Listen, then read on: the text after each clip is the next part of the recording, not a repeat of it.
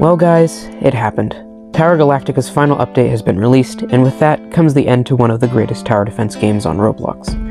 The developers have made plans and have begun development of a remake of the game on Steam or something, but unfortunately that's probably years down the line, so for now, this is the end. But just because it's the end doesn't mean that there's not lore to talk about, because the devs sure did add quite a few things to cap off the game. So in this video, I will be taking you one last time through the lore of Tower Galactica.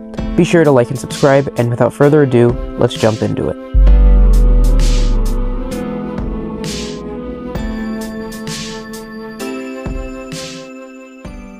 So naturally, as soon as I beat the event, the first thing I did was go to the guidebook to read the lore behind the enemies.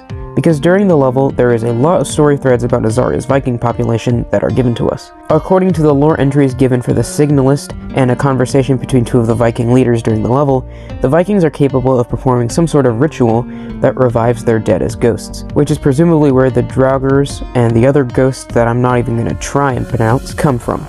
And of course, chief among them being their fallen chieftain, Brynad. Brynad was highly esteemed as the Vikings' old leader, apparently leading to their discovery of fire, which is something that they use very prominently in this level.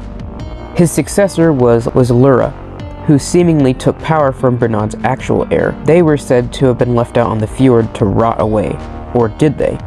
Now unfortunately, the description for the final boss is just another rock pun, and not anything substantial to the lore, but we can make a few assumptions.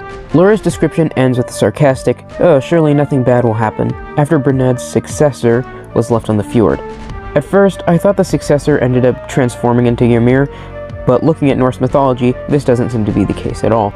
In Norse mythology, Ymir is said to be the father of all giants, created when the soul of ice is mixed with the soul of fire, which is ironically the two types of enemies that we face during the level. This unholy fusion dance created what is essentially a giant god. It's possible that the abandonment of Brynad's successor by the unpopular chieftain Lura and his subsequent defeat at the hands of the player and their forces is what caused Ymir to awake, but he dies, so it doesn't really matter. Now for some loose threads before ending this video off. The Viking rituals themselves might be tapping into the magic of the Nillian god. As we know, Nillian is more or less the source of all Spectre-related things in the Tower Galactica universe. However, then again, the Vikings could simply be using their own magic to revive the dead. It's not clear, nor is it elaborated upon in any way, but I just wanted to bring it up for those who were curious. Finally, in an interesting twist, and despite their savage and primitive nature, the Vikings still answer to Captain, and by proxy, Bloody Galactica. I don't know how in the world Captain was able to convince them to his side, although Erapti did allude to some other forces being at play with that. But whatever, it's not like we'll find out anytime soon. But anyways, with that, I come to the conclusion of my lore coverage for Tower Galactica.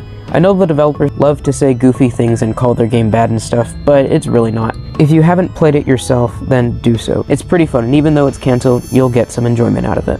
And perhaps support the developers when the game re-releases on Steam or whenever that happens. But until then, be sure to like and subscribe, and I'll see you all next time. Bye.